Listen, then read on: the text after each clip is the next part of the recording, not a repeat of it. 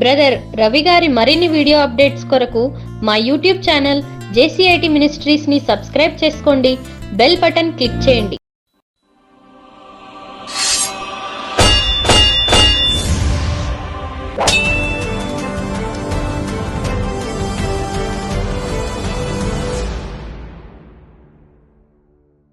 మమ్మల్ని మిక్కిలిగా ప్రేమించిన మా ప్రియ పరలోకపు తండ్రి, మీ ఘనమైన ఉన్నతమైన నామమునకు స్తోత్రములు.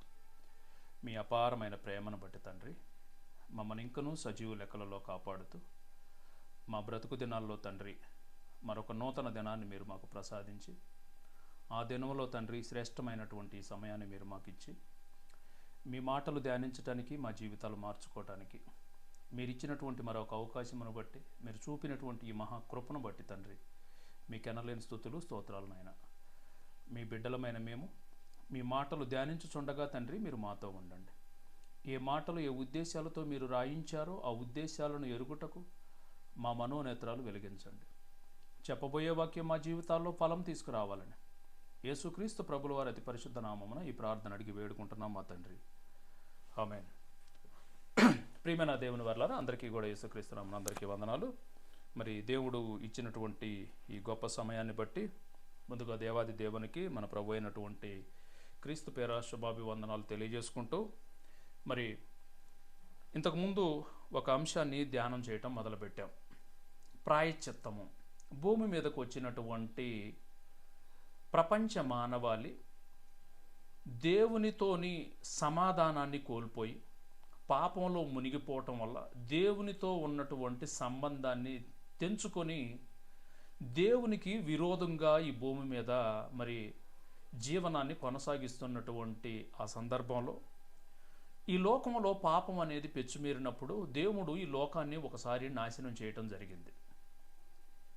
నోవాహు గారి కాలంలోని జలప్రళయం ద్వారా మరి సృష్టి మొత్తాన్ని కూడా, జలప్రళయం ద్వారా కూడా సృష్టిలో ఉన్నటువంటి జంతువులు కానివ్వండి, సృష్టిలో ఉన్నటువంటి సర్వ మానవాళిని, ఒక కుటుంబం తప్ప అందరినీ కూడా నాశనం చేయటం జరిగింది. తర్వాత వచ్చినటువంటి మనుషులైనా సరే దేవుడంటే భయపడ్డారా అని అంటే దినదినము కూడా పాపం పెరగటమే కానీ పాపం అనేది మరి తగ్గటం అనేది మనుషుల జీవితాల్లో లేదు. దేవునికి రాను రాను ఇంకా దూరం అయిపోతూనే ఉన్నారు, కానీ దేవునికి మాత్రం దగ్గర అవ్వటం లేదు. పాపం మూలంగా దేవునితో సంబంధాన్ని కోల్పోయినటువంటి మనిషిని మరలా దేవుని సన్నిధిలోకి రప్పించాలి అనంటే మరి ఏం చేయాలి అని దేవుడే ఆలోచన చేసి ఈ భూమి మీద దేవుడు ఆయన పిల్లలైనటువంటి మనుష్యుల మధ్య నివాసం చేయాలి అని అనుకుంటున్నాడు.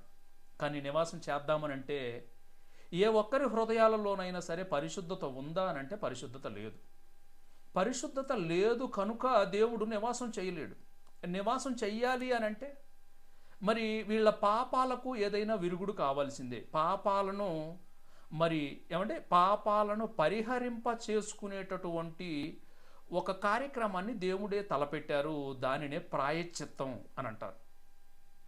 అటాన్మెంట్ అని మనం ధ్యానం చేసాం అమ్మా, అటాన్మెంట్ అని అంటారు.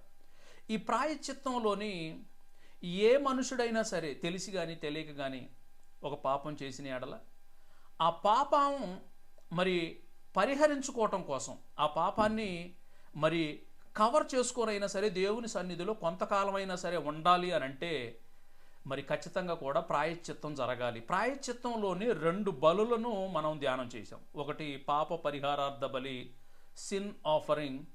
రెండోది దహన బలి. ఏ మనుషుడైనా సరే ఎవరైనా సరే పాపం చేస్తే తమ పాపము నిమిత్తము ఒక కోడెదూడను తీసుకొని రావాలి. ఆ కోడెదూడను తీసుకొని వచ్చి దాని తల మీద చెయ్యి పెట్టి, నా పాపానికి మారుగా నీ రక్తం చిందించబడాలి, నా పాపానికి మారుగా నీ ప్రాణం పెట్టబడాలి అని తన పాపాన్ని ఆ జంతువు పైన మోపి తన పాపాన్ని ఒప్పుకొని దేవుని సన్నిధిలో నిలబడితే అక్కడున్నటువంటి యాజకుడు ఆ జంతువును తెగనరికి, ఆ జంతువును వధించి దాని రక్తాన్ని చిందించి ఆ రక్తాన్ని మరి దేవుని మందిరంలో ఉన్నటువంటి ప్రత్యక్ష గుడారము లేకపోతే దేవుని మందిరం, అతి పరిశుద్ధ స్థలమైనటువంటి ఆ నిబంధన మందసం కలిగినటువంటి ఆ ప్రాంతంలోనికి వెళ్ళి ఆ రక్తాన్ని నిబంధన మందసం యొక్క కరుణాపీఠం మీద ప్రోక్షించవలను, స్ప్రింక్లింగ్ చల్లాలి. ఇలా పాపానికి ఒక ప్రాయశ్చిత్తాన్ని, ఒక మార్గాన్ని దేవుడు చేశారు. ఇక ప్రాయశ్చిత్తం జరిగిన తర్వాత దేవునితోని ఈ సంబంధాన్ని కొనసాగిస్తాను, నా జీవితాన్ని దేవునికి ఇస్తాను అని చెప్పటం కోసం మరొక బలి, పొట్టేలును తీసుకొని వచ్చి దానిని దహన బలిగా అర్పించాలి.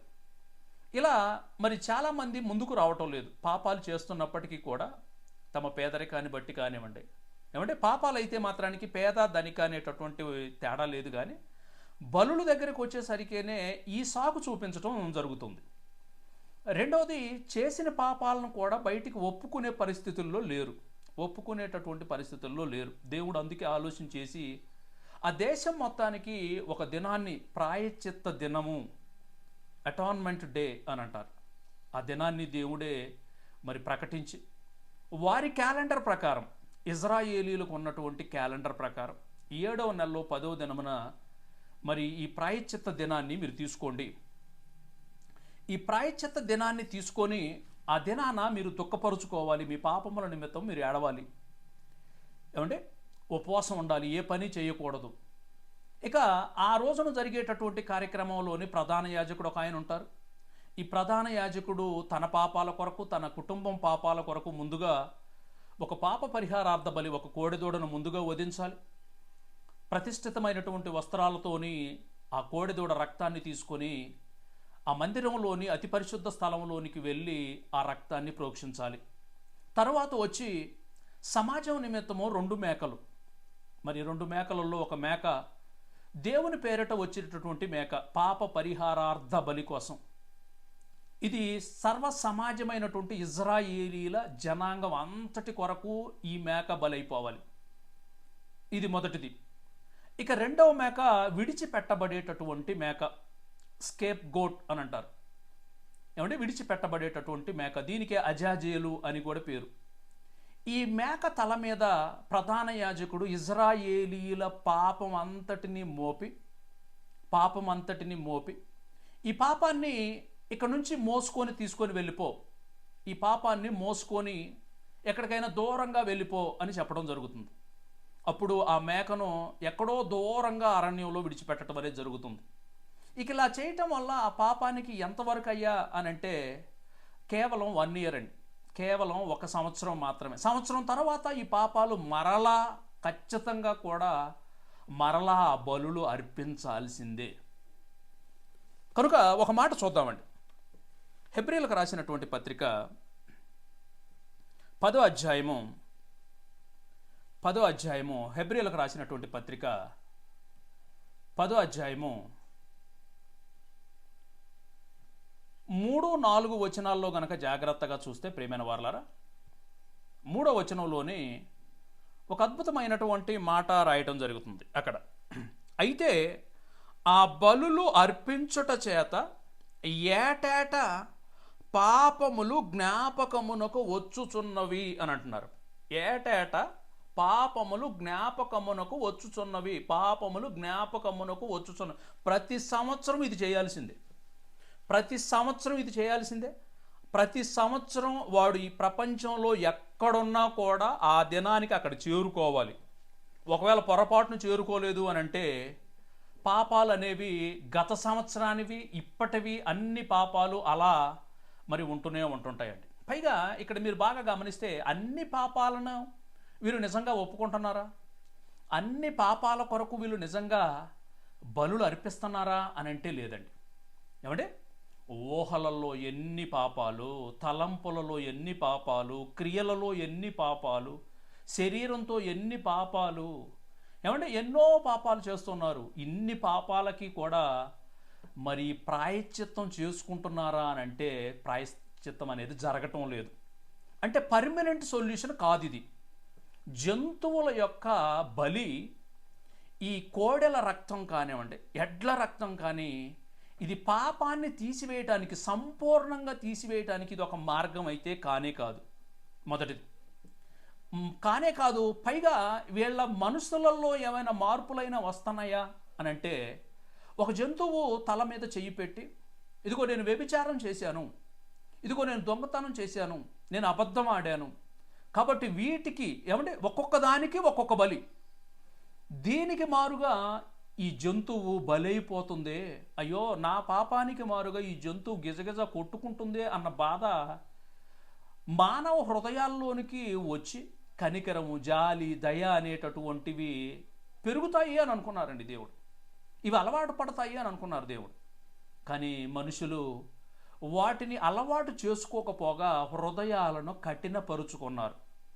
మాంసం కోసం బలులు ఇవ్వటం జరుగుతుంది. ఆ బలులు కూడా శ్రేష్టమైనటువంటి జంతువులను, శ్రేష్టమైనటువంటి వాటిని దేవునికి అర్పించటానికి వెనకాడి దేవుణ్ణి ఇంకా కూడా మరి విసిగించినట్టుగా మరి గత ఎపిసోడ్లో మనం చూసాం ప్రియమైన దేవుని పిల్లలారా. కనుక దేవుడు నొచ్చుకున్నారు. అసలు ఎందుకు వస్తున్నారు మీరు? ఈ బలుల వల్ల నాకు లాభం, నాకు ఎంత ఇబ్బందిగా కలుగుతుంది అని దేవుడు పదే పదే చెప్పడం జరుగుతుందండి. ఇంకొక మాట కూడా చూద్దాం ఒకసారి. ఆమోసు గ్రంథం 5వ అధ్యాయము, ఆమోసు గ్రంథము 5వ అధ్యాయం. నేను అనుకున్నదేంటి, మీరు చేస్తున్నదేంటి? నేను మనసులో అనుకున్నదేంటి, మీరు చేస్తున్నదేంటి? ఎందుకు ఇలా అయిపోయారు మీరు, ఎందుకు ఇలా అయిపోయారు మీరు అని దేవుడు బాధపడుతూ ఏమంటే వారిని యెషయా గ్రంథంలో మరి గతంలో చూసాం. దుష్ట సంతానమా, పాపిష్టి జనమా, చెరుపు చేయి పిల్లలారా, ఇది మీకు శ్రమ, తండ్రిగా నన్ను ఏడిపిస్తున్నారు మీరు అంటే ఎంతో బాధపడి, మీ బలులు కోడెల రక్తమందు నాకు ఇష్టం లేదు, నాకు ఇష్టం లేదు అని చెప్పినా కూడా వాళ్ళు ఏ ఒక్కరూ కూడా దేవుని మనసును తెలుసుకోవడానికి ప్రయత్నం చేయటం లేదు ప్రియమైన వారలారా. కనుక దేవుడు అనేక మంది ప్రవక్తల ద్వారా తన మనసులో ఉన్నటువంటి ఆ బాధను దేవుడు మరి చెప్పటం అనేది జరుగుతుందండి. ఆమోసు గ్రంథం 5వ అధ్యాయము, ఆమోసు గ్రంథం 5వ అధ్యాయం 21వ వచనం నుండి కొన్ని మాటలు చూద్దామండి.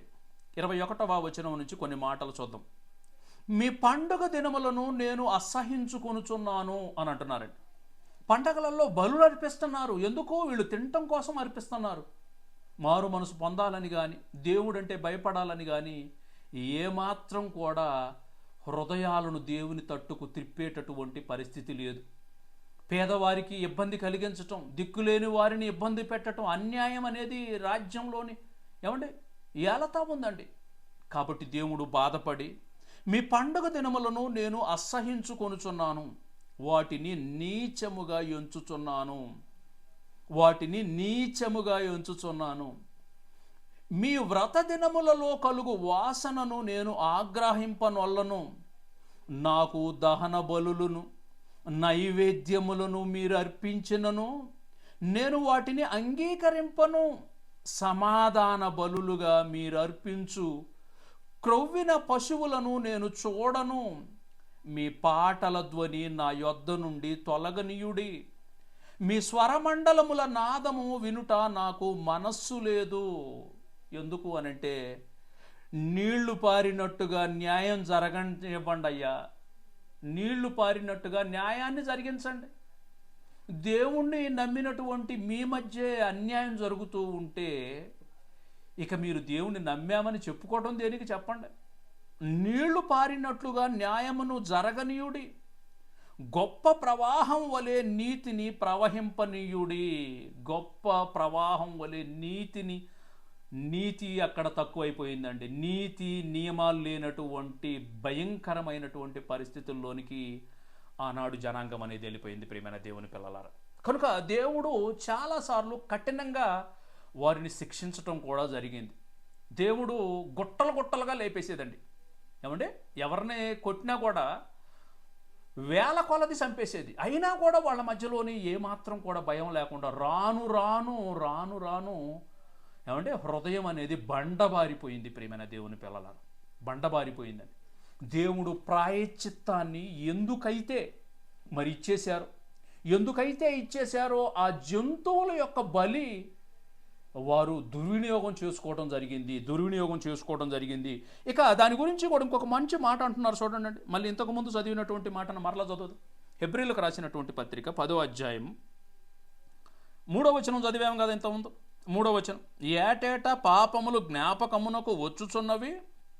4వ వచనం చూద్దాం ఇప్పుడు. 4వ వచనం, ఏలయనగా ఎడ్ల యొక్కయు మేకల యొక్కయు రక్తము, ఎడ్ల యొక్కయు మేకల యొక్కయు రక్తము పాపములను తీసివేయుట అసాధ్యము అని అన్నారండి. తీసివేయుట అసాధ్యము అని అన్నారు. ఈ బలి అర్పించేటటువంటి జంతువుల రక్తం మూలంగా పాపాన్ని తీసివేయటం ఇట్స్ హైలీ ఇంపాసిబుల్. అది సాధ్యపడదు.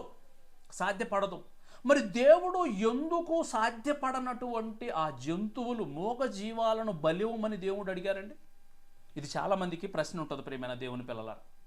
ఏమండి, ఒక హైందవ సహోదరుడు, ఏందయ్యా యెహోవా, ఆయన సైకో క్యారెక్టరా ఏంటి, ఏంది ఆ జంతువుల బలి ఏంటి, అవన్నీ కూడా ఒక స్టార్ ఫిల్మ్ డైరెక్టర్తో కనుక సినిమా చూపిస్తే అసహ్యం వేసిద్దయ్యా, అంతా ఉన్మాదిలా తయారైపోడేంటి మీ యెహోవా అనేటటువంటి ఒక మాటను అతను ఉపయోగించడం జరిగిందండి. ప్రియమైన దేవుని పిల్లలారా, దేవుని మనస్సు వాడికి ఏం తెలుసండి? ఏమండి, దేవుని మనస్సు బాహ్య నేత్రాలతో చదివితే అర్థం కాదు, అంతర్నేత్రాలతో చదివితేనే అర్థమవుతుంది. కనుక దేవుని బిడ్డలైనటువంటి మనకు ఆయన మనస్సు ఏంటో అర్థం కావాలండి. మనకు ఆయన మనస్సు ఏంటో అర్థం కావాలి. మనకు అర్థం కాకపోతే ఇంకెవరికండి చెప్పేది మనం? చెప్పండి. అసాధ్యము అని అన్నారండి, అసాధ్యము అని అన్నారు. కానీ ఈ బలులను దేవుడు పండగలలోను, ఈ బలులను దేవుడు ప్రాయశ్చిత్త దినాన, ఈ బలులను దేవుడు రకరకాలైనటువంటి బలులను వారి మధ్య జరిపించడానికి దేవుడే అనుమతి ఇచ్చేశాడు. ఈ బలులు జరిపించేటప్పుడు, ఏమంటే బలులు జరిపించేటప్పుడు దేవుడు చాలాసార్లు కఠినంగా కూడా ఉన్నారండి. ఏమంటే కఠినంగా కూడా ఉన్నారు. ఐగుప్తు దేశంలోని ఒక బలిని ప్రారంభించారు, పస్కా బలి అని అంటారండి దాన్ని. ఏమంటే సమాధాన బలి అనేది ఒకటి ఉంది, పస్కా బలి అనేది ఒకటి ఉంది, ప్రాయశ్చిత్త దినాన పాప పరిహారార్థ బలి అనేది ఒకటి ఉంది, దహన బలి అనేది ఒకటి ఉంది. ఏ బలిని తీసుకున్నా కూడా ఆ బలిలోని రెండు ప్రధానమైనటువంటి సంగతులు ప్రతి ఒక్కరూ జ్ఞాపకం చేసుకోవాలి. వాళ్ళు ఆ రోజు వాళ్ళకు చెప్పినటువంటి సంగతులు నేడు కొత్త నిబంధన కాలంలో ఉన్నటువంటి మనకు ఖచ్చితంగా వర్తిస్తాయి. నిర్గమకాండంలోని 12వ అధ్యాయము, నిర్గమకాండము 12వ అధ్యాయము, దేవుడు పస్కాను అయ్యా సంహారక దూత బయలుదేరి ఇంటింటికి కూడా వచ్చి ఇంట్లో ఉన్నటువంటి జ్యేష్ఠ సంతానాన్ని చంపడానికి మరి ఒక సంగతి జరగబోతుంది ఈ రాత్రికి జరగబోతుంది. కాబట్టి మీరందరూ కూడా ఒక పని చేయండి. మీ కుటుంబముల లెక్క చొప్పున ఏడాది వయసు ఉన్నటువంటి మగ గొర్రె పిల్లలను మీ కుటుంబాల లెక్క చొప్పున ఎంత కావాలో అంత, మరి తినగలిగినంత మాంసం ఎంతైతే ఉంటుందో దానికి తగ్గట్టుగా ఆ జంతువును మీరు ఎంపిక చేసుకొని దాన్ని వధించిన తర్వాత దాని రక్తాన్ని పళ్ళెంలో పట్టండి. పళ్ళెంలో పట్టిన తర్వాత రక్తం ఉంది, మరి ఇటు పక్క జంతువు, మరణించినటువంటి జంతువు మాంసం ఉంది. అయ్యా మాకు రక్షణ ఉందా అని అంటే లేదు. ఆ రక్తం ఎలా వినియోగించుకోవాలో కూడా దేవుడు చెబుతున్నారండి. ఆ రక్తం గడప కమ్ముల మీదకి చేరాలి. నిలువు 2 గడప కమ్ములకు పై కమ్ముకు ఈ రక్తం అనేది చేరాలి. మరి ఆ రక్తం చేరాలంటే దేవా చేతులతో పుయ్యమంటారా? నో. మరి బ్రష్ తీసుకొచ్చి పుయ్యమంటారా? నో. గుడ్డ పెట్టి పుయ్యమంటారా? వద్దొద్దు. మరి ఏం చేయమంటారు దేవా? ఇక్కడ మీ దగ్గరలో పిచ్చి చెట్లు లాగా ఉన్నాయి కదా కొన్ని, హిస్సోపు చెట్లు అని అంటారు కదా. హిస్సోపు అని అంటే సబ్బు కాదండి. చాలామంది కూడా హిస్సోపు అంటే సబ్బు అనుకుంటున్నారు. హిస్సోపుతో నన్ను కడుగు అని అంటే హిస్సోపు సబ్బు కాదు. హిస్సోపు అనేది ఒక చెట్టు. ఆ చెట్టు ఏమంటే మిడిల్ ఈస్ట్ కంట్రీస్లలో, ఈ పాలస్తీనా, ఇజ్రాయేల్, ఆ చుట్టుపక్కల అన్ని దేశాలలో కూడా ఈ చెట్టు కామన్గా కనపడుతూ ఉంటుంది. ఏమంటే మన దగ్గర పిచ్చెట్లు అంటారు చూసారా, అలాగే ఆ చెట్లు అక్కడ కామన్గా కనపడుతుంటుంటాయి. ఆ చెట్లు పీకరండి.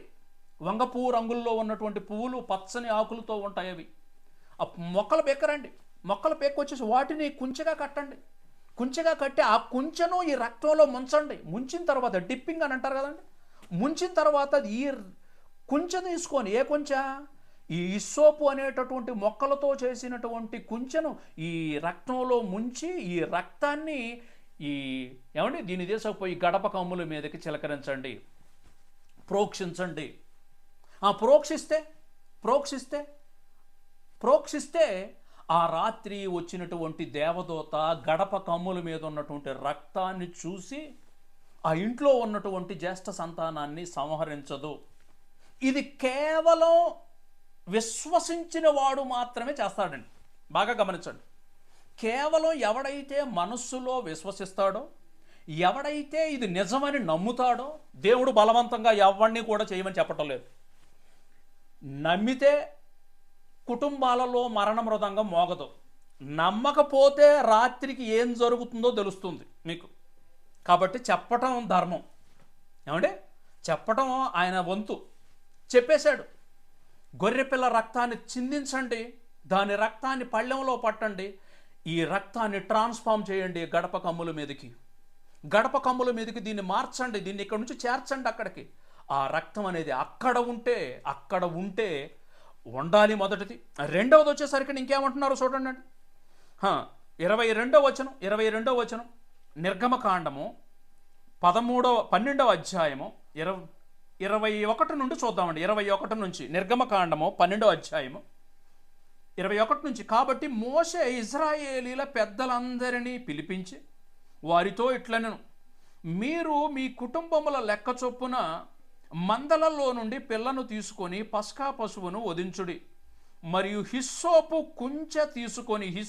కుంచె తీసుకొని పళ్ళెములో ఉన్న రక్తములో దానిని ముంచి ద్వారబంధపు పైకమ్ము 2 నిలువు కమ్ములకును పళ్ళెములోని రక్తమును తాకింపవలెను.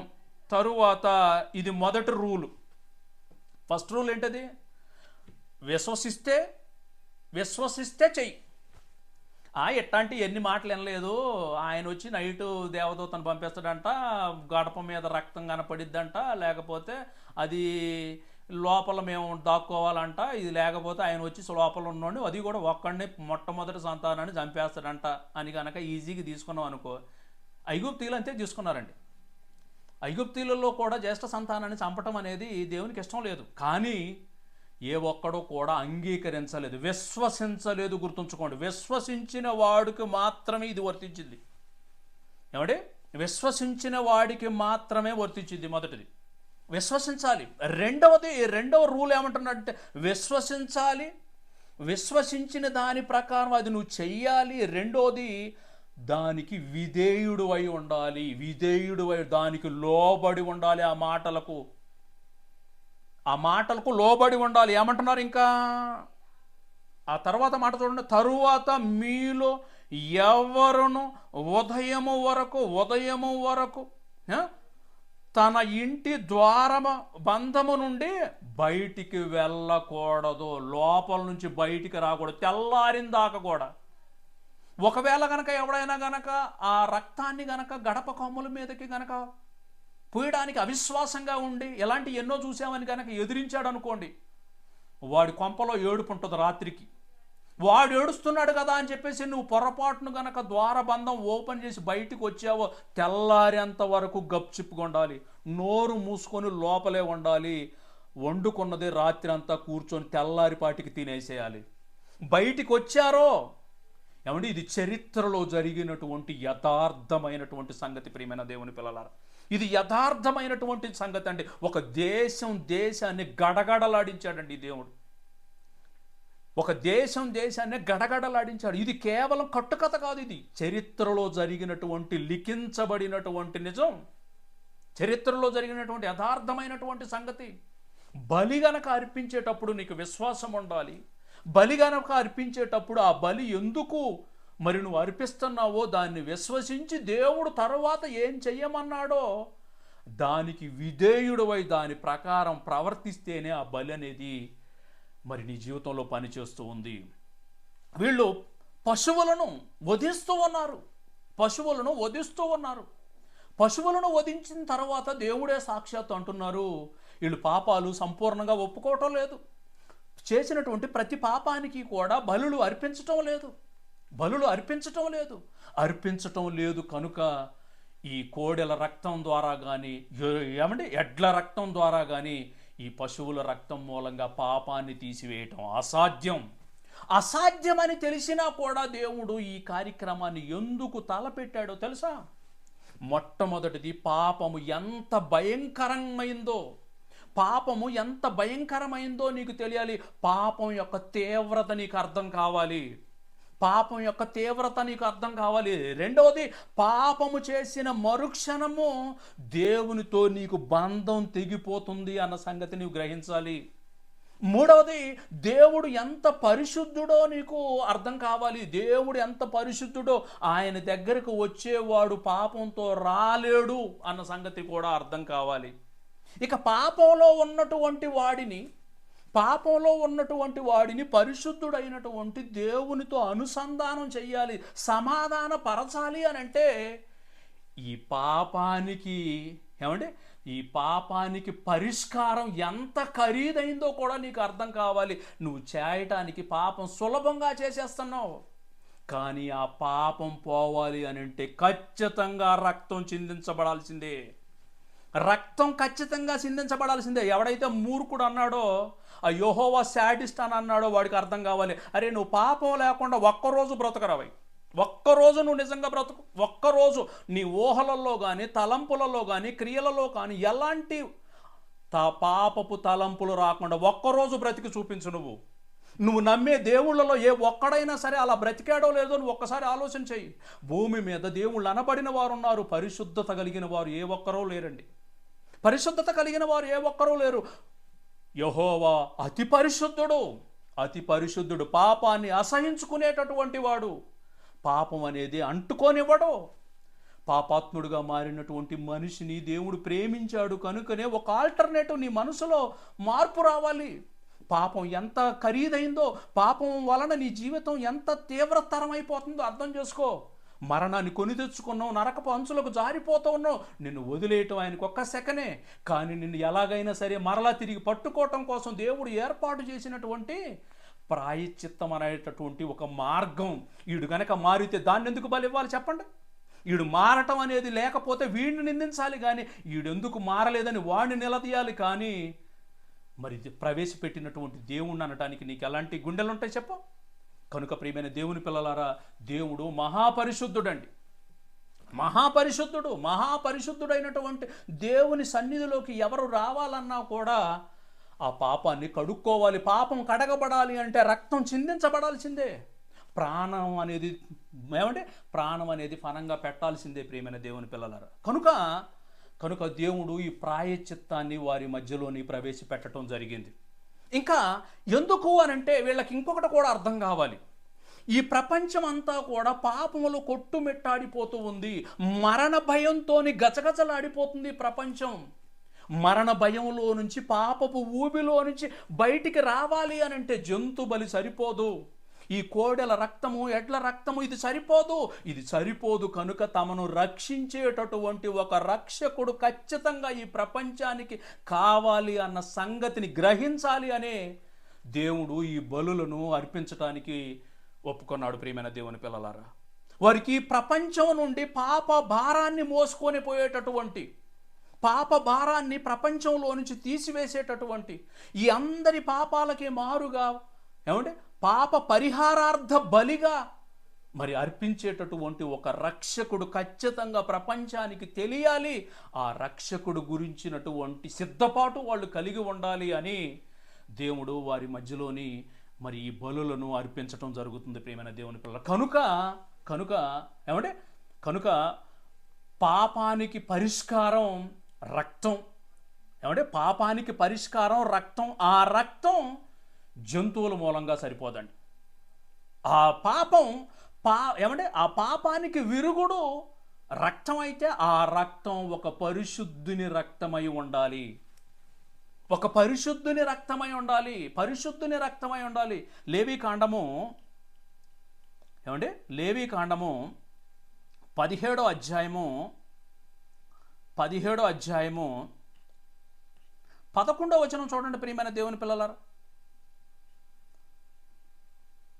లేవీకాండము 17వ అధ్యాయము 11వ వచనం చూడండి. అంటే రక్తము దేహమునకు ప్రాణము అని అన్నారండి. బ్లడ్ అనేది అంట మన ప్రాణం అంతా ఎక్కడ ఉంటుంది అని అంటే రక్తంలోనే ఉంటుంది అని అంటున్నారు. నీకు గుండె లేకపోతే ఇంకొక గుండెని వేయొచ్చు, ఒక మెషిన్ ద్వారా కూడా నడిపిస్తున్నారు ఇప్పుడు. కిడ్నీ లేకపోతే ఇంకొకటి కిడ్నీ తీసుకొచ్చి చేయొచ్చు. బాడీలో గనక రక్తం అంతా గనక పోయింది అని అంటే వాడు బ్రతకడండి. ఏమంటే ప్లేట్లెట్ అనేది ఎందుకు పడిపోతుంది అనుకున్నారు? రక్తం అనేది తగ్గిపోయినప్పుడు ఎందుకు పోతున్నారు సడన్గా? ప్రాణం అనేది ఎక్కడుందా అని అంటే ఆ రక్తంలోనే ఉంది. ఒకవేళ కనుక ఎవరైనా రక్తాన్ని ధార పోశారు అని అంటే తన ప్రాణాన్ని ధార పోసినట్లే. ఏమంటే ఎంత మంచి మాట అంటున్నారు దేవుడు. రక్తము దేహమునకు ప్రాణము, దేహమునకు ప్రాణము. మీ నిమిత్తము ప్రాయశ్చిత్తము చేయునట్లు, మీ నిమిత్తము ప్రాయశ్చిత్తము చేయునట్లు బలిపీఠము మీద పోయుటకై దానిని మీకిచ్చి తిని. రక్తము దానిలోనున్న ప్రాణమును బట్టి, రక్తము దానిలోనున్న ప్రాణమును బట్టి మీకు ప్రాయశ్చిత్తము చేయును అని అంటున్నారు. కనుక రక్తం అనేది ఖచ్చితంగా కూడా చిందించబడాల్సిందే పాపానికి. ఏమంటే పాపం అనేది పరిహరింపబడాలి అని అంటే రక్తం అనేది ఖచ్చితంగా కూడా చిందింపబడాల్సిందే. మరి ఇప్పుడు ఈ రక్తం అనేది చిందించబడాలి అని అంటే ఏమంటే ఈ రక్తం అనేది చిందించబడాలి అని అంటే ఒక రక్షకుడు ఖచ్చితంగా కూడా భూమి మీదకి రావాల్సిందే. ఆ రక్షకుడు ఎలా ఉండాలి? అతను చాలా పరిశుద్ధుడై ఉండాలి. ఒక్కసారి కనుక వీళ్ళు అర్పించేటటువంటి బలులలో జరిగినటువంటి సంగతిని మరొకసారి మీకు జ్ఞాపకం చేస్తా చూడండి. అందులోని ప్రాయశ్చిత్త దినం అనేది సంవత్సరంలో ఒక్కరోజు జరుగుతుంది. ఆ ఒక్కటి కూడా 7వ నెల 10వ దినమున జరుగుతుంది. అందులోని ప్రధాన యాజకుడు అనేవాడు ఒకడు ఉంటాడు. ఈ ప్రధాన యాజకుడు కూడా పాపం చేసేటటువంటి స్వభావం కలిగిన వాడే, తన కుటుంబం కూడా పాపం చేసిన స్వభావం కలిగిన వాడే. కాబట్టి ఏమంటే మొట్టమొదటిసారిగా తన పాపానికి రెండవది తన కుటుంబ పాపానికి మారుగా పాప పరిహారార్థ బలి ఒక కోడి దూడను వాడు తెచ్చుకోవాల్సిందే. తెచ్చుకొని ఏమంటే ఈడే పాపాత్ముడై ఉండి ఏమంటే దేవుని సన్నిధిలోకి ఒక జంతువును బలిచ్చి లోపలికి పోతున్నాడు అని అంటే ఇతను ప్రజలందరికీ కూడా ఏమంటే పాప క్షమాపణ ఇతని ద్వారా జరగదు. మొదటిది ఇతని ద్వారా జరగదు. కాబట్టి ఇతను లోపలికి వెళ్ళేటప్పుడు ఏముంటుందని చెప్పినాను? ఆ దేవుని మందిరము లేకపోతే ప్రత్యక్ష గుడారము అని అంటాం. ప్రత్యక్ష గుడారంలో దేవుని సన్నిధి ఉంటుంది. దేవుడు నివాసం చేయాలి అని అనుకున్నారు. దేవుడు నివాసం చేయాలి అనుకున్నది ఎక్కడ? అతి పరిశుద్ధ స్థలంలో ఆయన నివాసం చేస్తాడు. ఏమంటే దేవుడు అతి పరిశుద్ధుడు కదండి. ఆ పరిశుద్ధుడు అతి పరిశుద్ధ స్థలంలో నివాసం చేస్తాడు. నివాసం దగ్గరికి ఎవరైనా రావచ్చా అంటే ఎవరు పడితే వాళ్ళు రావడానికి లేదు. సంవత్సరానికి ఒక్కరోజే రావాలి. అతను ప్రధాన యాజకుడు అయి ఉండాలి. ముందుగా తను ప్రతిష్ఠితమైనటువంటి వస్త్రాలు, స్నానం చేసిన తర్వాత ప్రతిష్ఠితమైన వస్త్రాలు వేసుకొని కోడిదూడ రక్తాన్ని తన పాపం కొరకు, తన కుటుంబం పాపం కొరకు దాన్ని వధించి దాని రక్తాన్ని తీసుకొని పోయి దేవుని సన్నిధిలో ప్రోక్షించి అయ్యా నన్ను కూడా క్షమించు అని గనక అడిగి ఇలా రావాలి. వచ్చేటప్పుడు ఎవరు పడితే వాళ్ళు లోపలికి పోవటానికి అడ్డుగా ఒక తెర అనేది ఒకటి ఉంటుందండి. అడ్డు తెర అనేది ఒకటి ఉంటుంది. ఒక వెయిల్ అనేది ఒకటి ఉంటుంది. అక్కడ అడ్డు తెర అనేది ఉంటుంది. సంవత్సరంలో ఒక్కడే ఆ ఒక్కడు ప్రధాన యాజకుడై ఉండాలి. ప్రధాన యాజకుడు లోపలికి వెళ్ళి ఏమంటే వస్తున్నాడు. ఇప్పుడు బయటకు వచ్చిన తర్వాత 2 మేకలను తీసుకున్నారు. ఒక మేకను పాపాల కోసం బలిగా అర్పిస్తున్నారు. రెండో మేకను ఆ పాపాలను మోసుకొని పో అని చెప్పేసి దాన్ని ఇక్కడ నుంచి ఇది పాపాలను మోసుకొని పోవడం కోసం దీన్ని ఏర్పాటు చేయడం జరిగింది. ఇవన్నీ కూడా ప్రపంచంలోని పాపాన్ని టెంపరరీగా కాదు పర్మనెంట్గా తీసివేయగలిగినటువంటి ఒక రక్షకుడు భూమి మీద అడుగు పెట్టాలి.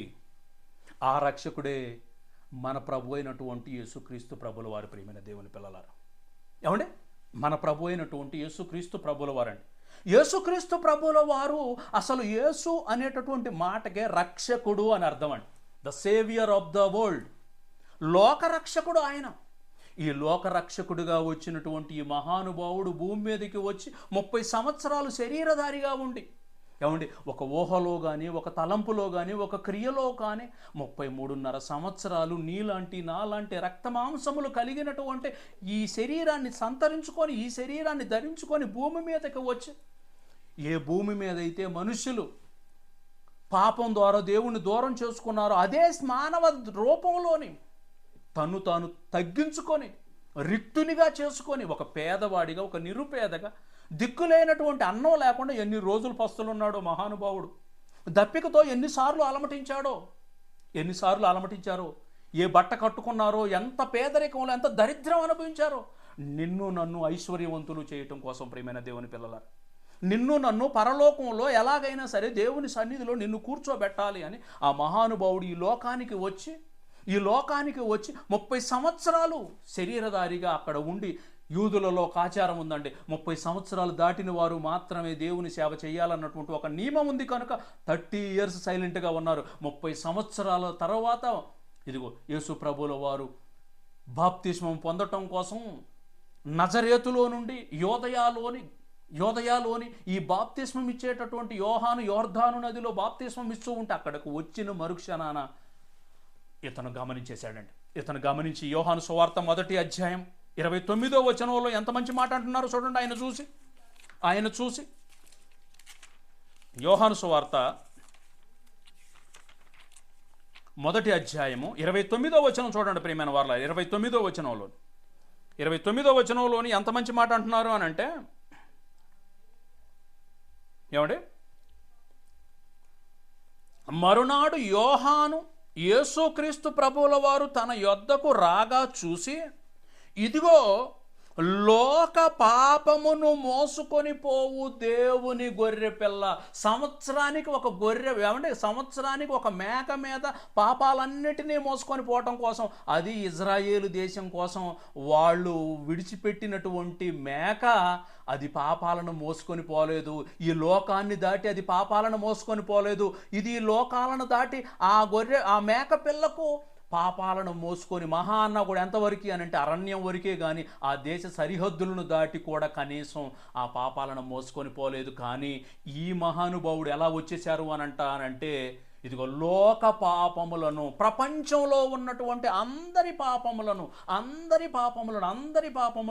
ఆదాము గారి పాపము, అవ్వగారి పాపము, ఏమంటే కయ్యూను పాపము, ఏమంటే అలా వచ్చినటువంటి ఆ రోజు నుండి సృష్టి నాశనం అయిపోయి అంతవరకు ఎంతమంది అయితే ఈ భూమి మీదకి మనుషులు వస్తారో వాళ్ళందరి పాపాన్ని మోసుకొని పోయేటటువంటి దేవుని గొర్రె పిల్ల అని అన్నారండి. దేవుని గొర్రె పిల్ల.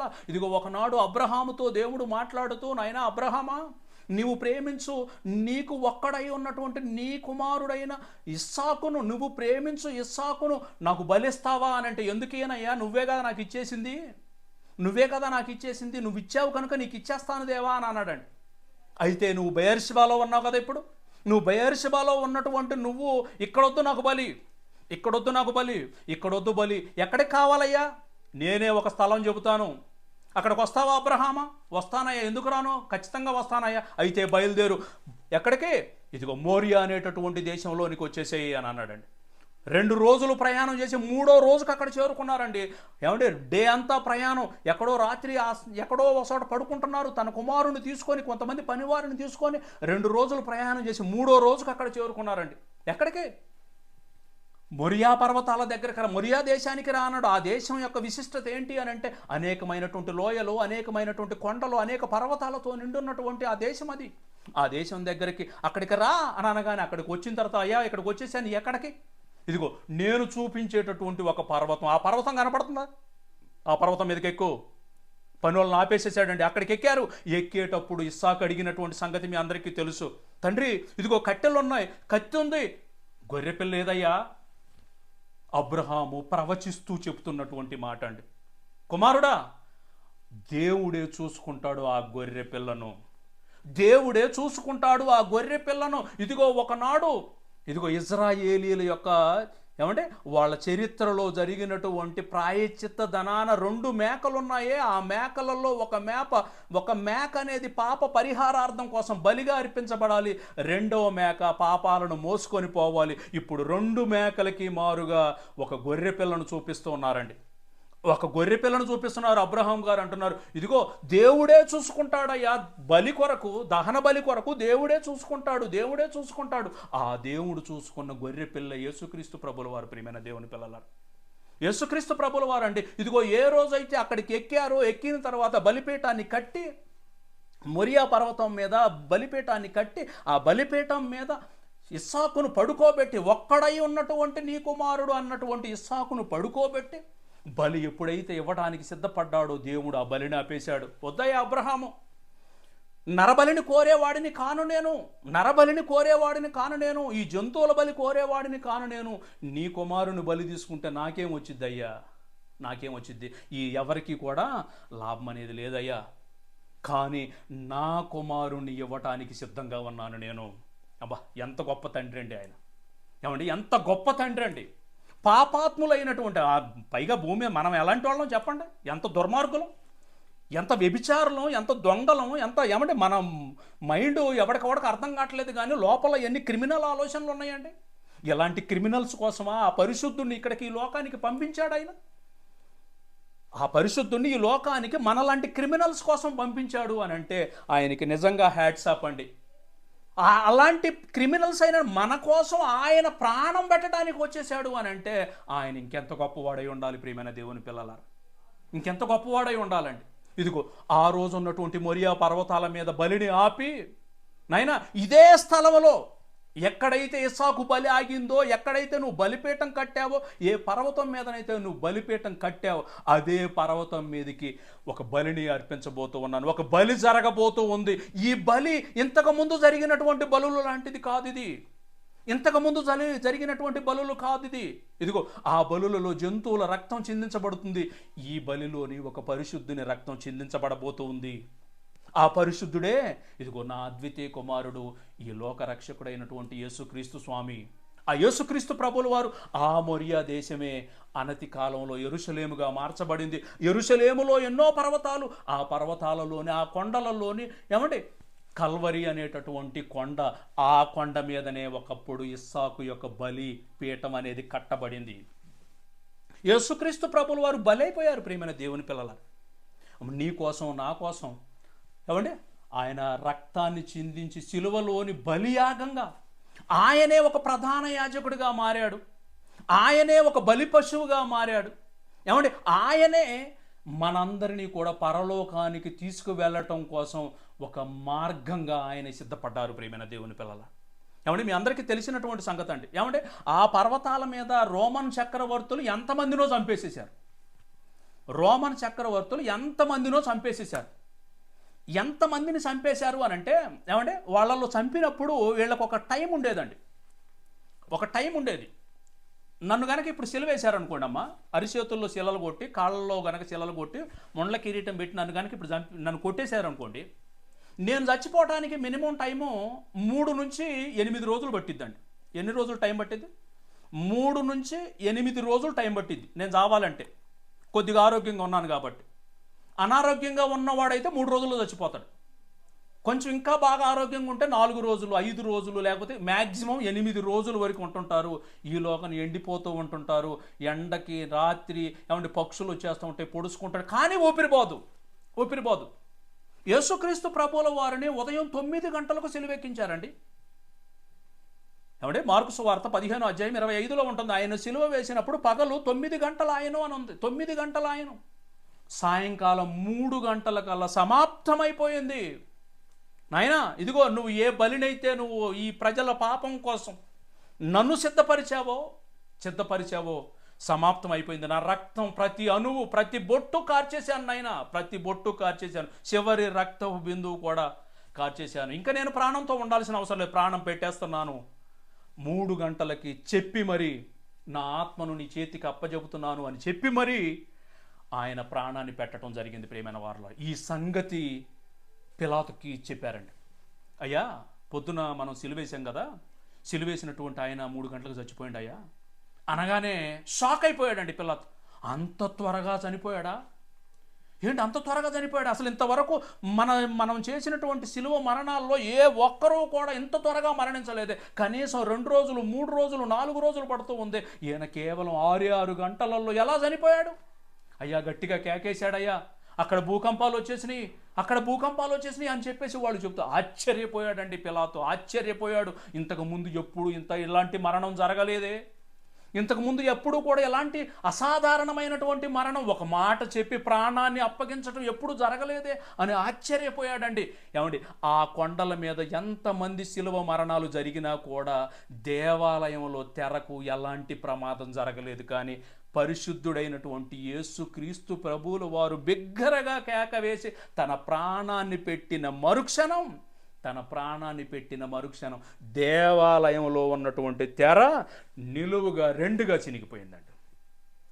దేవాలయంలో ఉన్నటువంటి అడ్డు తెర చినిగిపోయింది అని అంటే ఇప్పుడు ఎవడైనా సరే లోపల ఉన్న అతి పరిశుద్ధుని చూడొచ్చు అనమాట.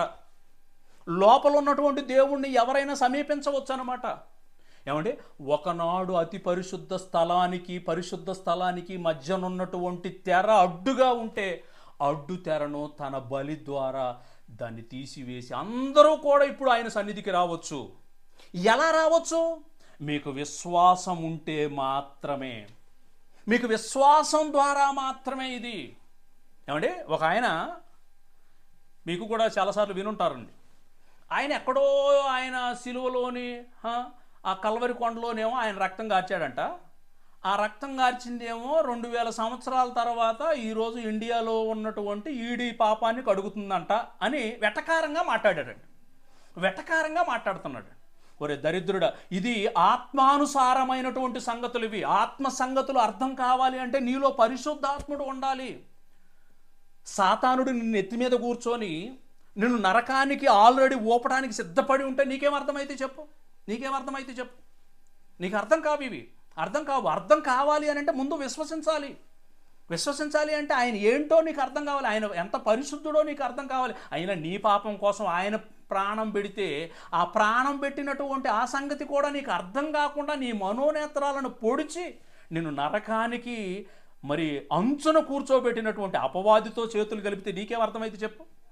కనుక ప్రియమైన దేవుని పిల్లలారా, దేవుడిచ్చినటువంటి ఈ సంగతులు ఎవరైతే విధేయులవుతారో, ఎవరైతే దీన్ని విశ్వసిస్తారో, పేతురు రాసినటువంటి మొదటి పత్రిక మొదటి అధ్యాయం మొదటి వచనం చూడండి. మొదటి వచనం యేసుక్రీస్తు అపోస్తులుడైన పేతురు తండ్రి అయిన దేవుని భవిష్యత్తు జ్ఞానమును బట్టి ఆత్మ వలన పరిశుద్ధత పొందిన వారై ఎవరైతే విధేయులవుతారో వారు, ఎవరైతే ఈ మాటను విశ్వసిస్తారో, ఎవరైతే ఈ మాట ప్రకారం అవును ఆయన నా పాపానికి నిజంగానే ఆయన రక్తం చిందించబడిందని నువ్వు నమ్మితే నీకు రక్షణ. నమ్మకపోతే డోంట్ వరీ, కన్ను మోస్తావు కదా, ఇక్కడైతే కలకాలం అయితే బ్రతకవు కదా, ఇంకెంతకాలం ఉంటావు మహా అంటే. ఇప్పటికే రోగాలతో రొప్పులతో చచ్చిపోతున్నావు, ఏదో ఒక రోజున తప్పును లేపేస్తాడు దేవుడు. ఇప్పటికీ కూడా నీకు ఎందుకు సమయం ఇస్తున్నాడంటే ఇంకా నువ్వు మారతావేమోనని. నువ్వు మారకపోతే ఒక టైం వచ్చేసిద్ది, నీ గుండెను పిసికేసే టైం వచ్చేసిద్ది. అప్పుడు భూమి మీద ఉన్న ఏ డాక్టర్ నిన్ను కాపాడలేడు, భూమి మీద నువ్వు నమ్ముతున్నటువంటి ఏ బొమ్మలో నిన్ను కాపాడలేవు. ఆ క్షణం వరకు కూడా మారు మనసు పొందకుండా ఇలానే ప్రేలతో ఉంటే నరకానికి నువ్వు టికెట్ కొనుక్కున్నట్టే. కనుక ప్రియమైన దేవుని పిల్లలారా, కనీసం మనమైనా అర్థం చేసుకోవాలండి. ఆయన రక్తం మన కోసం చిందించబడింది, ఆయన రక్తం మన పాపాలను కడిగింది, ఆయన రక్తం ఇదిగో సర్వమానవాళి పాప పరిహారార్థం అయి ఆయన అర్పించినటువంటి బలిది, తన్ను తానుగా అర్పించుకున్నటువంటి బలిది. ఆ బలి ఎవరికి పనిచేస్తుంది అని అంటే విధేయుడైన వారికే. ఎవడైతే ఒబీడియంట్ అవుతారో, ఎవడైతే ఆ మాటలకు ఆయనకు లోబడతారో అట్టి వారికే ఈ రక్తం పనిచేస్తూ ఉంది. ఇక్కడ మాత్రం వాక్యం విని సరదాగా మాత్రానికి చేసేటటువంటి అన్ని కార్యక్రమాలు వెనక చీకట్లో చేసుకుంటా ఉంటే ఇంకేమి ఈ రక్తం పనిచేస్తుందో చెప్పు. కనుక ఈ రక్తం పనిచేయాలంటే విధేయత కలిగి ఉండాలి. రెండోది ఏమంటారు? విధేయులగుటకును యేసుక్రీస్తు రక్తము వలన ప్రోక్షింపబడుటకును ఏర్పరచబడిన వారికి అని అన్నారు. ఎందుకు? ఆయన రక్తం ప్రోక్షించబడటం కోసం ఏర్పాటు చేయబడ్డారు. మీరు విధేయులవుతారని ఆయన నమ్మాడు. విధేయులైతే ఈ రక్తం పనిచేస్తుంది. ఒకవేళ గనక అవిధేయత వలన గనక ఉంటే ఈ రక్తం నీకు పనిచేయదు. ఇది విశ్వసించిన వాడికి మాత్రమే. అవును నా ప్రభు నా రక్షకుడు, ఆయన నా రక్షకుడు, నా పాపాల కొరకు ఆయన పరలోకాన్ని విడిచిపెట్టి నా కోసం ఇక్కడికి వచ్చి తన ప్రాణాన్ని పెట్టారు. తన ప్రాణాన్ని పెట్టి తన రక్తాన్ని చిందించి నా పాపాలను కడిగి పరలోకానికి చేర్చడానికి మరలా తిరిగి రావడానికి సిద్ధంగా ఉన్నాడు అని నువ్వు విశ్వసిస్తే ఇది నీకు పనిచేసేది. ఇది బలవంతంగా ఎవరిని కూడా ఒప్పించేటటువంటి బాధ్యత కాదు. ఏమంటే నిజంగా యేసుక్రీస్తు రక్తం ఒక్కసారి జరిగినటువంటి బలి నిజంగానే ప్రపంచంలో ఉన్న అందరికీ కూడా మారుగా జరిగిందా అని అంటే కొన్ని అద్భుతమైనటువంటి మాటలు చూద్దాం ప్రియమైన దేవుని పిల్లలారా. ఏమంటే హెబ్రీలకు రాసినటువంటి పత్రిక 7వ అధ్యాయము ఇంతకుముందు జరిగినటువంటి బలికి ఈ బలికి ఎంత తేడా ఉందో ఇక్కడ రాయటం జరుగుతుందండి. ఇంతకుముందు జరుగుతున్నటువంటి బలులకి ఇప్పుడు జరుగుతున్నటువంటి బలులకి, ఇంతకుముందు ప్రధాన యాజకుడు వాడు పాపాత్ముడు కాబట్టి వాడికి జంతు బలి అవసరం. ఇప్పుడు వచ్చింది మహాపరిశుద్ధుడైనటువంటి ప్రధాన యాజకుడు. ఏమంటే ఈయన మహాపరిశుద్ధుడైనటువంటి ప్రధాన యాజకుడు. ఈ ప్రధాన యాజకుడు ఏమంటున్నారు చూడండి, ఇక్కడ 26వ వచనం హెబ్రీలకు రాసిన పత్రిక 7వ అధ్యాయంలోని అద్భుతమైనటువంటి మాట రాయటం జరిగిందండి. అద్భుతమైనటువంటి మాట రాయటం జరిగింది. 26వ వచనం నుంచి కొన్ని మాటలు చూద్దాం ప్రియమైన. 26వ వచనం నుంచి పవిత్రుడును నిర్దోషియు, ఏమండి పవిత్రుడు నిర్దోషి నిష్కల్మషుడును పాపులలో చేరక ప్రత్యేకంగా ఉన్నవాడును ఆకాశ మండలము కంటే మిక్కిలి హెచ్చైన వాడునైన ఇట్టి ప్రధాన యాజకుడు మనకు సరిపోయిన వాడు. మన ప్రధాన యాజకుడు ఎలాంటి వాడు? మహాపరిశుద్ధుడు, పవిత్రుడు, నిర్దోషి, నిష్కల్మషుడు, పాపులలో చేరక ప్రత్యేకంగా ఉన్నవాడు. యేసు ప్రభు పాపాత్ముడు అనేటటువంటి వాడు ప్రపంచంలో ఏ ఒక్కడూ లేడండి. వాడు ఒకళ్ళు బయటికి అలా నోటి ద్వారా అన్నా కూడా వాడు హృదయంలో బాగా అర్థమై ఉంటుంది, నిజంగానే ఏనంత మంచివాడు ఈ భూమి మీద ఎవ్వరూ లేరని ఖచ్చితంగా ఒప్పుకొని తీరాలి ప్రియమైన దేవుని పిల్లల. ఖచ్చితంగా ఒప్పుకొని తీరాలండి. అలాంటి పరిశుద్ధుడు చేసినటువంటి బలి ఇంకా ఏమంటున్నారు అని అంటే దాంట్లోని చివరి మాట చూస్తాను చూడండి. ఈయన ఆ ప్రధాన యాజకుల వలె మొదట తన సొంత పాపముల కొరకు తరువాత ప్రజల పాపముల కొరకును దినదినము బలులు అర్పింపవలసిన అవసరము గలవాడు కాడు. ఈయన సంవత్సరానికి ఒకసారి ఈయన బలి అర్పించాల్సిన అవసరం లేదు. ఒకేసారి బలి అర్పించడానికి సిద్ధపడిపోయాడు. కాబట్టి ప్రతి దినదినము బలులు అర్పించవలసిన అవసరము గలవాడు కాదు మన ప్రధాన యాజకుడు. తన్ను తాను అర్పించుకున్నప్పుడు తను ఎలా మారిపోయాడు? ఇప్పుడు ఏ గొర్రె పిల్ల మీదనైతే పాపాలను మోపుతున్నారో, ఏ మేకపిల్ల మీదనైతే పాపాలను మోపుతున్నారో, ఏ కోడెదోడ మీదనైతే పాపాలను మోపుతున్నారో ఆ బలి పశువుగా తనే మారిపోయాడండి. మొదటిది ఆయనే సాక్రిఫైస్, ఆయనే ప్రధాన యాజకుడు, ఆయనే బలి పశువు, రెండూ కూడా ఆయనే ఉన్నాడు ప్రియమైన దేవుని పిల్లలు. లోక పాపాలను మోసుకొని పోవడానికి ఆయనే సిద్ధంగా ఉన్నారు. ఈ లోక పాపులందరి కొరకు ప్రాణం పెట్టడానికి కూడా ఆ ఒక్క మహానుభావుడే ఉన్నాడండి. చూడండి, ఆయనే ప్రధాన యాజకుడు, ఆయనే బలి పశువుగా మారిపోయారు.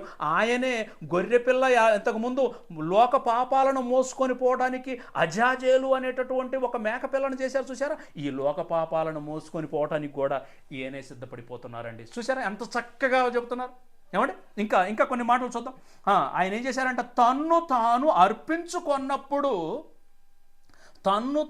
అర్పించుకున్నప్పుడు ఒక్కసారి ఈ పని చేసి ముగించను.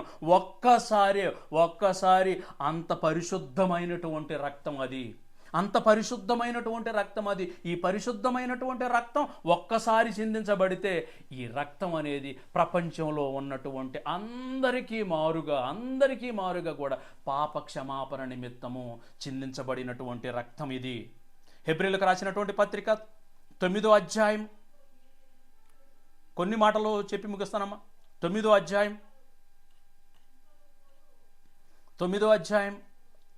13వ వచనం చూడండి. 13వ వచనం, ఏలయనగా మేకల యొక్కయు ఎడ్ల యొక్కయో రక్తమును మైలపడిన వారి మీద ఆవు దూడ బూడిద చల్లుటయు శరీర శుద్ధి కలుగునట్లు వారిని శుద్ధిపరిచిన ఎడల నిత్యుడగు ఆత్మ ద్వారా తన్ను తాను దేవునికి, ఏమంటే ఇక్కడ ఎవరెవరు కనపడుతున్నారు చూడండి. నిత్యుడగు ఆత్మ ద్వారా పరిశుద్ధాత్ముడు మానవుల యొక్క రక్షణ ప్రణాళికలో ఉన్నారు. ఆ నిత్యుడగు ఆత్మ ద్వారా యేసుక్రీస్తు ప్రభువుల వారు తన్ను తాను పరలోకపు తండ్రికి నిర్దోషినిగా అర్పించుకొనిన క్రీస్తు యొక్క రక్తము నిర్జీవ క్రియలను విడిచి జీవము గల దేవునిని సేవించుటకు మీ మనస్సాక్షికి ఎంతో ఎక్కువగా శుద్ధి చేయును. ముగ్గురు రక్షణ ప్రణాళికలో ఉన్నారు. పరలోకపు తండ్రి ఇదిగో సిద్ధపడి ఆ బలిని స్వీకరించడానికి సిద్ధపడిపోయారు. మనందరి పాపాలకు మారుగా ఒక పరిశుద్ధుని యొక్క రక్తం అనేది అంగీకరించడం కోసం ఆయన సిద్ధపడ్డారు. పరిశుద్ధాత్ముడు సహాయంతో ఈ బలి అనేది దేవునికి, యేసుక్రీస్తు ప్రభుల వారు పరలోకపు తండ్రికి అర్పిస్తున్నారు ప్రియమైన వారలారా. ఇంకా 24వ వచనం కూడా చూడండి. 24వ వచనం, అందువలన నిజమైనటువంటి పరిశుద్ధ స్థలమును పోలిన హస్తకృతమైన పరిశుద్ధ స్థలములోనికి క్రీస్తు ప్రవేశింపలేదు. కానీ యేసుక్రీస్తు ప్రభువుల వారు వారిలాగా ఒక తాడు కట్టుకొని, ఒక డ్రెస్ వేసుకొని, బెల్లులు గంటలు మోగేటటువంటి ఆ డ్రెస్ వేసుకొని, ఒక గొర్రెపిల్ల రక్తాన్నో, మేకపిల్ల రక్తాన్నో, లేకపోతే కోడిదూడ రక్తాన్నో ఒక పళ్ళెంలో పట్టుకొని భయంగా ఆ అడ్డు తెరను దాటి లోపలికి పోలేదంట. ఆయన అలా పోలేదంట.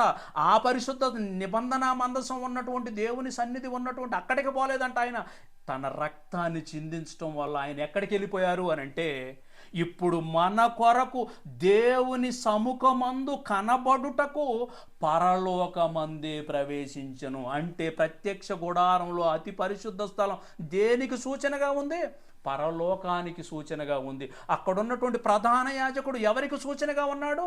మన కోసం ప్రాణం పెట్టడానికి వచ్చినటువంటి మహాపరిశుద్ధుడైనటువంటి ఆ ప్రధాన యాజకుడైనటువంటి యేసుక్రీస్తుకు సూచనగా ఉన్నారు ప్రియమైన దేవుని. ఈ ప్రధాన యాజకుడైనటువంటి యేసుక్రీస్తు ప్రభుల వారు ఎవరి రక్తాన్నో తీసుకొని పోలేదు, కానీ తన రక్తాన్నే స్వయంగా తీసుకొని, నాయనా ఇదిగో పాపం అనే దానికి మీరు కట్టినటువంటి వెల, ఇగో ఈ పాపానికి ఇంత ఖరీదు కట్టాలి అని అన్నారు కదా. వారు మరలా తిరిగి నీ సన్నిధిలోకి రావాలి అని అంటే క్రయధనముగా ఇదిగో మీరు కోరినటువంటి ఈ రక్తాన్ని తీసుకొచ్చానని పరలోకంలోనికి వెళ్ళిపోయారు. అలా వెళ్ళిపోయేటప్పుడు అడ్డుగా ఉన్నటువంటి తెరను తీసేశారు. ఆయన కేవలం ఆయన వెళ్ళటమే కాదు, ఆయనతో పాటు మనందరినీ ఆయన చేత పట్టుకొని పరలోకములో తండ్రి సన్నిధికి తీసుకువెళ్ళటానికి సిద్ధపడిపోయారు ప్రియమైన దేవుని పిల్లలారా. ఇంకా ఎంత అద్భుతంగా ఉంటాయి చూడండి ఈ మాటలు. మన కొరకు దేవుని సముఖమందు కనపడుటకు పరలోకమందే ప్రవేశించెను. అంతేకాదు, ప్రధాన యాజకుడు ప్రతి సంవత్సరము తనది కాని రక్తము తీసుకొని పరిశుద్ధ స్థలములోనికి ప్రవేశించినట్లు ఆయన అనేక పర్యాయాలు, ప్రతి సంవత్సరం రానవసరం లేదంట, ప్రతి సంవత్సరం కూడా ఒక్కొక్క దేశంలోకి రానవసరం లేదు అని అంటున్నారు. అనేక పర్యాయములు తన్ను తాను అర్పించుకొనుటకు ప్రవేశింపలేదు. అట్లైన ఎడల జగత్తు పునాది వేయబడినది మొదలుకొని ఆయన అనేక పర్యాయములు శ్రమ పడవలసి వచ్చును. అయితే ఆయన యుగముల సమాప్తి అందు తన్ను తానే బలిగా అర్పించుకొనుట వలన పాప నివారణ చేయుటకై ఒక్కసారే ప్రత్యక్షపరచబడెను. మీరు 10వ అధ్యాయం కూడా మొత్తం చదవండి. 10వ అధ్యాయం కూడా చక్కగా చదవండి ప్రియమైన వారలారా. అక్కడ పరలోకానికి ఒక యాక్సెస్, అడ్డుతెర అనేది తెగిపోయిన తర్వాత యేసుక్రీస్తు ప్రభులు వారు తాను ఒక్కడు వెళ్ళడానికి కాదు వచ్చేసింది, మనందరినీ కూడా నడిపించడం కోసం. ఆ పరిశుద్ధమైనటువంటి దేవుని సన్నిధిలోని ఆ అతి పరిశుద్ధుడు ఉన్నటువంటి ఆయన సింహాసనం మీదకి మనందరినీ ఆయన చెయ్యి పట్టుకొని తోడుకొని పోవటానికి ప్రియమైన దేవునికి తన్ను తానే బలిగా అర్పించేసుకున్నారండి. ఏమంటే ఆయన ప్రాణాన్ని పెడుతూ ఒక అద్భుతమైనటువంటి మాట అంటున్నారండి, మీకు బాగా తెలిసినటువంటి మాట. మత్తయి సువార్త 20వ అధ్యాయం 28వ వచనం చూడండి. మత్తయి సువార్త 20వ అధ్యాయం 28వ వచనం, అలాగే మనుష్య కుమారుడు పరిచారము చేయించుకొనుటకు రాలేదు, కానీ పరిచారము చేయుటకును అనేకులకు ప్రతిగా విమోచన క్రయధనముగా తన ప్రాణమునిచ్చుటకు ఇక్కడికి వచ్చేసారు అని అంటున్నారండి. క్రయధనము అని అన్నారండి. క్రయధనం అని అంటే అర్థం ఏంటన్నా? విమోచన అనేది ఎప్పుడు ఉంటుందంటే, ఎవరి చెరలోనైనా మనం ఉంటే, ఎవరి చెరలోనైనా ఉంటే ఆ చెరలో ఉన్న వారిని విడుదల చెయ్యాలి అని అంటే కొనుక్కోవాలి. అలా కొనుక్కుంటే కట్టేటటువంటి ఈ సొమ్ముని ఏమంటారు అంటే దీన్ని విమోచన క్రయధనము అని అన్నారు. పాపపు చెరలో ప్రపంచ మానవాళి ఉన్నప్పుడు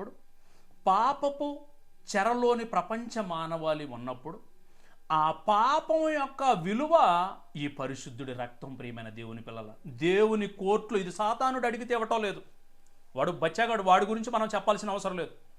దేవుని కోర్టులో, దేవుని న్యాయ వ్యవస్థలో ఎవడైనా పాపం చేస్తే ఆ పాపానికి వాడికి శిక్ష అయినా పడాలి, ఆ పాపానికి పరిహారం జరగాలి అంటే ఒక పెనాల్టీ అయినా జరగాలి, ఒక పెనాల్టీ అయినా కట్టాలి. కోర్టులలో రెండు ఉంటాయండి, శిక్ష అనుభవిస్తావా పెనాల్టీ కడతావా అని అంటారు. దేవుని కోర్టులో కూడా నువ్వు శిక్షనైనా అనుభవించాలి, లేకపోతే నీకు పెనాల్టీగానైనా సరే ఎవరైనా పెనాల్టీ కట్టాలి. ఏంటా పెనాల్టీ? యేసుక్రీస్తు యొక్క పరిశుద్ధమైనటువంటి రక్తం. ఏంటా పెనాల్టీ? యేసుక్రీస్తు యొక్క పరిశుద్ధమైనటువంటి ప్రాణం. ప్రియమైన దేవుని పిల్ల, ఏమంటే పాపం సింపుల్గా చేసేస్తున్నామండి, పాపం సింపుల్గా చేసేస్తున్నాం. మనం పాపపు ఊబిలో పడిపోయి నిత్యాగ్ని గుండపు అంచులలో ఉంటే అక్కడికి వెళితే నాయన మీరు ఇబ్బంది పడతారయ్యా. నరకం అనేది చాలా ప్రమాదకరంగా ఉంటుంది. నరకమున అగ్ని ఆరదు, పురుగు చావదు. ఇప్పుడు మీకు ఆ తీవ్రత అర్థం కావటం లేదు. కన్ను మూసిన తర్వాత తట్టుకోలేదు.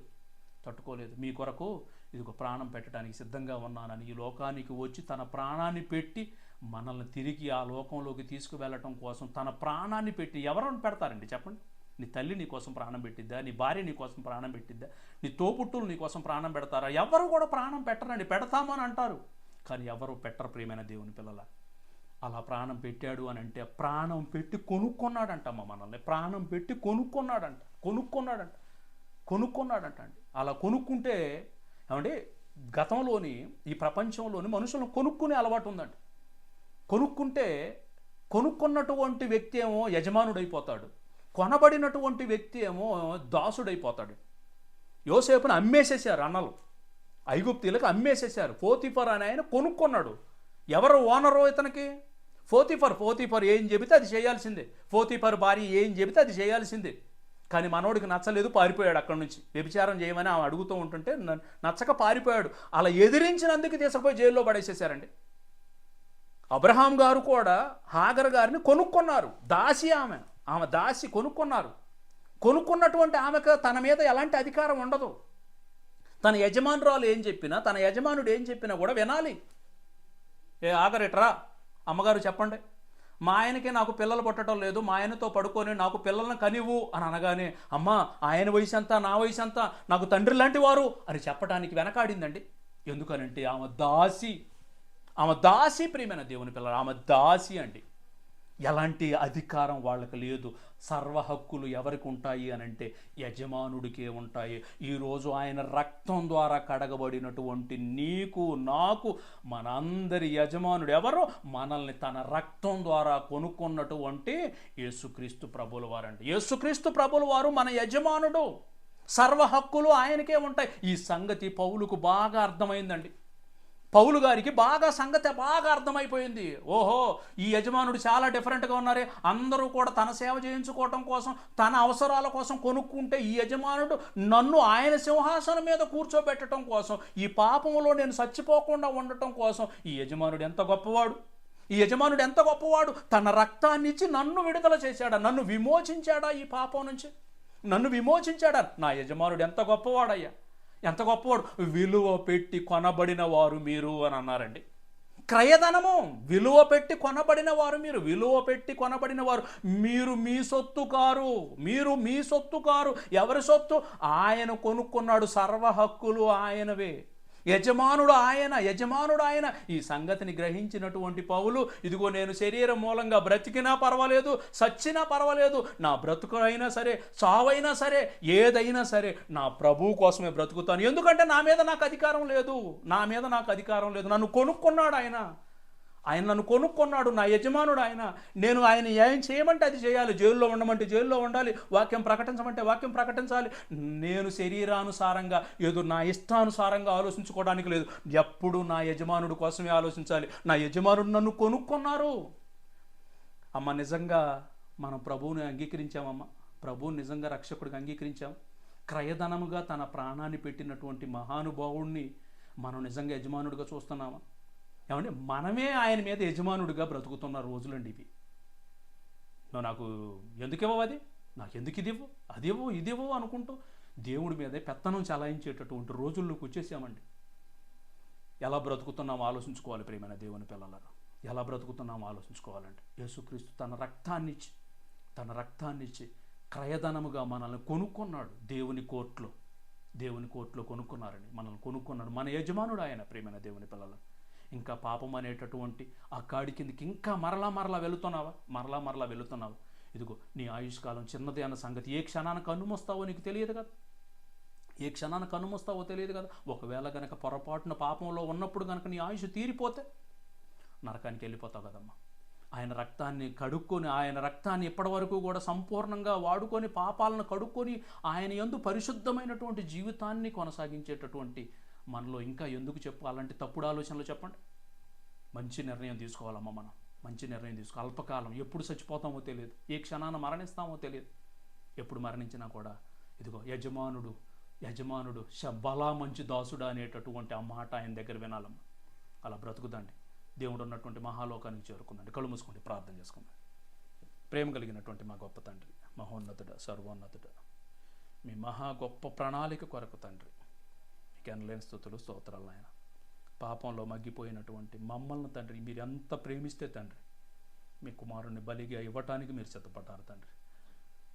మీరు మమ్మల్ని ఎంత ప్రేమిస్తే తండ్రి, మరి మీ కుమారుడు తండ్రి మమ్మల్ని ఎంత ప్రేమిస్తే తన ప్రాణాన్ని కూడా తండ్రి మా కోసం పణంగా పెట్టడానికి తండ్రి మీరు ఇచ్చినటువంటి ఎంత గొప్ప రక్షణ ప్రణాళికను నిర్లక్ష్యం చేస్తే తండ్రి, అవును నాయన, ఆ శిక్ష నుండి మేము తప్పించుకోలేము నాయన. మీ విలువైనటువంటి సంగతులు తండ్రి మీరు మాకు వినిపించారు నాయన.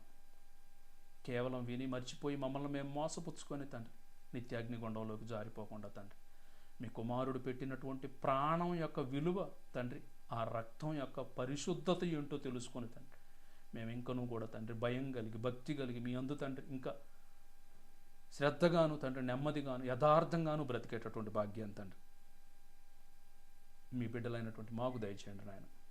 తండ్రి మీ బిడ్డలు ఎంతో ఓపికతో మీ మాటలు విన్నారు నాయన. వారి హృదయాల్లో తండ్రి మీ మాటల్లో తండ్రి 30 60 100 ఫలింపచేయండి నాయన. కుటుంబాలలో తండ్రి మీ వాక్యం వర్ధిల్లేటటువంటి భాగ్యాన్ని తండ్రి దయచేయండి. వారి కుటుంబాలను తండ్రి మీరు ఆశీర్వదించమని బ్రతిమలాడుకుంటున్నాం. మంచి ఆరోగ్యాలను ఇవ్వండి, మంచి ఆయుష్లను ఇవ్వండి తండ్రి. మీకు తండ్రి ఉన్నతంగా బ్రతికేటటువంటి మంచి మనసును తండ్రి మీ బిడ్డలైనటువంటి మా అందరికీ తండ్రి దయచేయండి. కార్యక్రమాన్ని నడిపిస్తున్నటువంటి అన్నగారిని మీ కృపలో జ్ఞాపకం చేసుకోండి. కుటుంబాన్ని తండ్రి మీ కృపలో జ్ఞాపకం చేసుకోండి. మంచి ఆరోగ్యాన్ని ఇవ్వండి, మంచి ఆయుష్ని ఇవ్వండి. అనేకులకు తండ్రి ఈ రక్షణ సువార్తను ప్రకటించేటటువంటి ఇంకనూ కూడా తండ్రి సాధనాలుగా వాడుకొని మన తండ్రి బ్రతిమలాడుకోండి. ఈ కార్యక్రమానికి ప్రత్యక్షంగాను పరోక్షంగాను పనిచేస్తున్నటువంటి మీ సేవకులు, మీ కుమారులందరినీ తండ్రి, మీ బిడ్డలందరినీ నాయన మీ కృపలో జ్ఞాపకం చేసుకోండి తండ్రి. మేము ఇంకనూ కూడా తండ్రి మీ పనులు ఇంకా నమ్మకంగా అనేకులకు తండ్రి మీ రక్షణ సువార్తను మరి తండ్రి చేరవేసేటటువంటి మీ పనివారిగాను తండ్రి ముందుకు పోయేటటువంటి భాగ్యాన్ని తండ్రి మాకు దయచేయండి.